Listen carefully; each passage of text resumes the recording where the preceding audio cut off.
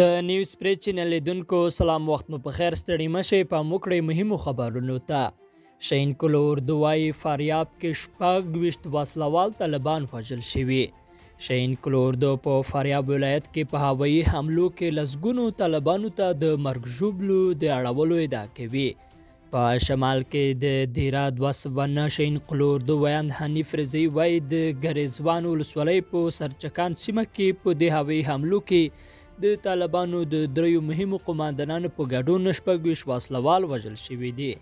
ښاغلي رضایي په یوه پیغام کې ویلي د دې هوایي حملو هدف د طالبانو د یرغلیزو حملو مخنیوی بللی. دا برید هغه مهال وشو چې طالب تروریستان له څو ولایتونو څخه هلته راټول شول او پر افغان امنیتي دفاعي ځواکونه او د ګریزوان ولسوالۍ پر مرکز د برید پلان یې درلود. له نیکه مرغه د هیواد هوایي ځواک د دښمن له یرغلیز بریدونو مخکې دوی په نښه کړل. د شین کلور دو ویاند همدارز ویل چې د هوایي حملو کې 33 تنه وسلوال طالبان سخت ټپیان شوي دي. وسلوالو طالبانو تر دې دمه څه نه دي ویلي. راپور وایي پاکستان په افغانستان کې د وسلوالو ډلو ملاتړ کوي. د امریکا د کانګرس لپاره په چمتو شوي راپور کې راغلی چې پاکستان لا هم په افغانستان کې د وسلوالو ډلو ځانګړې توګه د حقاني شبکې ملاتړ کوي. د کانګریس نیشنل ریسرچ سروس لخوا د امریکا کانګرس ته په تیار شوي راپور کې راغلی چې د پاکستان پوځ په افغانستان کې د وسلوالو ډلو ملاتړ ته دوام ورکړی دی. راپور کې دغه راز ټینګار شوی دی چې پاکستان د افغان کشالۍ په اواري کې مهم رول لري او باید ورباندې فشار راوړل شي څو په دې برخه کې خپل مثبت رول په سمه توګه ادا کړي. د راپور له مخې په افغانستان کې له ترهګرو ډلو څخه د پاکستان ملاتړ په دغه هیواد کې د جګړې د اوږدېدو سبب شوی دی.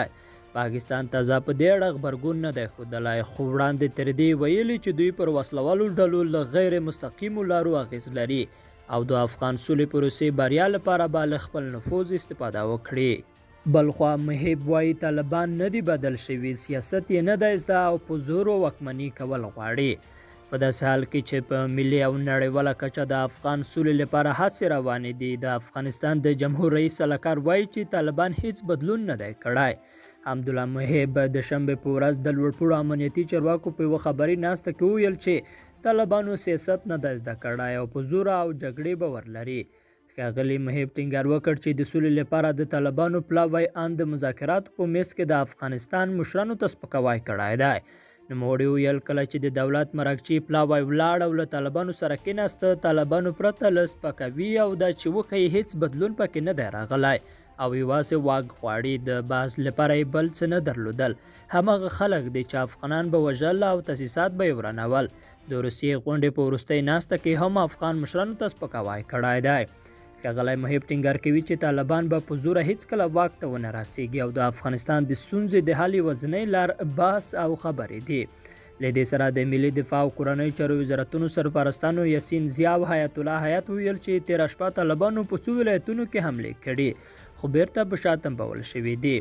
بلخوا د ملي امنیت ریاست عمومي رئیس احمد ضیا سراج ویلي چې طالبان په سوله باور نه لري او د لا زیاتو حملو کولو لپاره پر چمتووالي بوخت دي.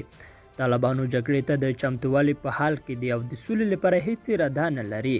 د هغوی پلان دا دی چې په بیلو بیلو برخو کې جګړې زیاتې کړي، د تاوتریخوالي کچه لوړه کړي. خو طالب ویان ذبیح الله مجاهد دغه څرګندونې ردوي او ازادۍ راډیو ته ویل چې دغه مرکچي پلاوي هیڅ چاته سپکاوی نه دی کړی او هڅه کوي چې د افغانستان د اوسنۍ جګړې د پای لپاره یوه مناسبه حل لاره ومومي. دا په داسې حال کې دی چې د افغانستان چارواکو په خبره د افغانستان په څو ولایتونو کې جګړې روانې دي او په کابل او ځینو نورو لویو ښارونو کې هدفي وژنې زیاتې شوي دي. امنیتي بنسټونه وایي طالبان لویو ښارونو کې د بریدونو پلان لري. کورنیو چارو وزارت او د ملي امنیت لوی ریاست وایي چې طالبان په دې هڅه کې دي چې په لویو ښارونو کې تاوتریخوالی ډېر کړي.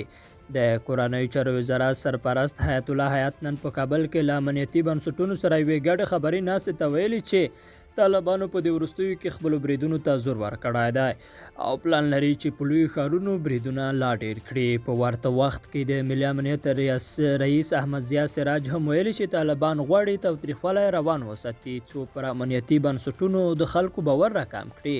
خو نوموړي هیوادوالو ته ډاډ ورکړی دی چې د افغانستان ملي او امنیتي ځواکونه د هر ډول بریدونو د دفاع کولو وړتیا لري او د خپلو هیوادوالو د امنیت ټینګښت لپاره به خپلو هڅو ته دوام ورکړي.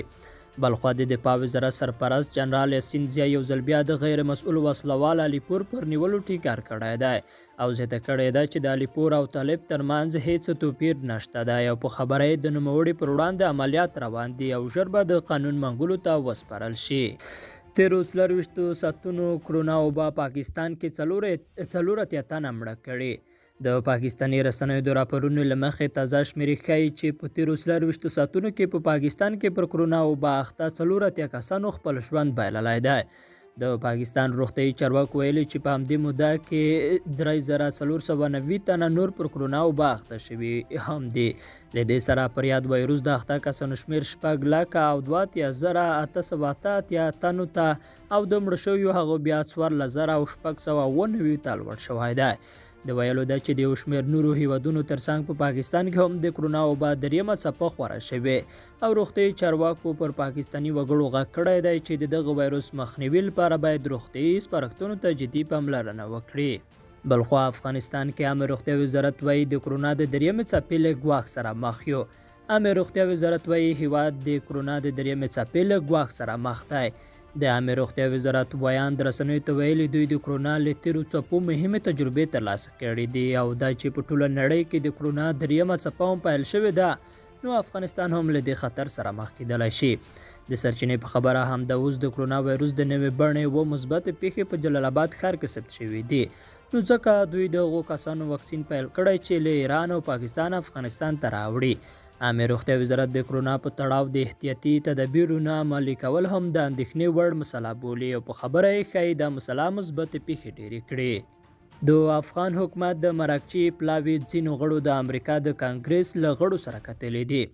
د راپورونو له مخې د افغان حکومت د مذاکراتي پلاوي ښځینه غړو د امریکا د کانګرس له ځینو غړو سره کتلي دي او پر افغان سولې خبرې ورسره کړې دي. دغه پلاوي غړي فوزیه کوپی وایي دوی په دې لیدنه کې له امریکایي لوري غوښتي چې د سولې، امنیت، ولسواکۍ، بشري حقوقو او ښځینه‌و د حقوقو د خوندیتوب لپاره د همکاري وکړي. کوپی وایي امریکایي حکومت د سولې په برخه کې همکارۍ ډېرې کړي او اجازه نه ورکوي چې د سولې په خبرو کې پر تیرو لاسته راوړنو او د ښځینه‌و پر حقوقو معامله وشي. نوموړې زیاته کړې چې امریکایي لوري په یادو برخو کې د همکاریو ډاډ ورکړی دی. د نیوز پری چینل لیدونکو دا د دې ساعت لاندو مهم خبرونه چې مو واورېدل. درنو لیدونکو که مو خبرونه خوښ شوي وي یا هم زموږ د خبرونو په اړه کومې نیوکې، غوښتنې او وړاندیزونه لرئ کولی شئ موږ سره په کومنټ کې شریک کړئ. تر بیا ښې چارې، لوی الله مو مل شه.